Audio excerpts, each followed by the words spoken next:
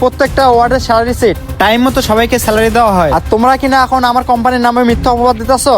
Sir আমরা কেন আপনার কোম্পানির নামে মিথ্যা কথা বলবো? আমার স্ত্রী যা বলছে সব সত্যি কথাই বলছে। আমরা 3 মাস ধরে কোনো স্যালারি পাচ্ছি না।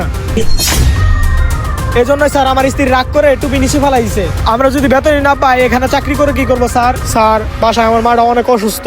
তাছাড়া আমার মায়ের যে স্কুলে পড়ে 3 মাস ধরে বেতন দিতে পারি না দেয়া আমার মায়ের স্কুল থেকে বাইক করে দিছে।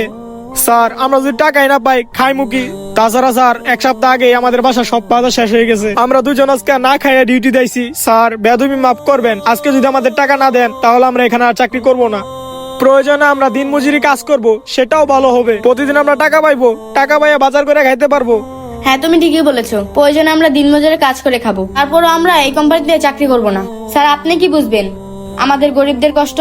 আমাদের একটা ছোট বাচ্চা আছে, না পারতাছি তাকে 2 বেলা ঠিক মতন খাওয়াতে, আর না পারতাছি তাকে ঠিক মতন স্কুলে পড়াইতে। তাই স্যার আমরা সিদ্ধান্ত নিয়েছি প্রয়োজনে আমরা রাস্তায় দিনমজুর কাজ করে খাবো, তাহলে দেখা যাবে আমাদের মেয়েটাকে 2 বেলা ঠিক মতন খাওয়াতে পারবো। আর আমরা দুজন এখানে 3 মাস ধরে কাজ করতেছি, আর আপনি কোনো স্যালারি দিতেছেন না।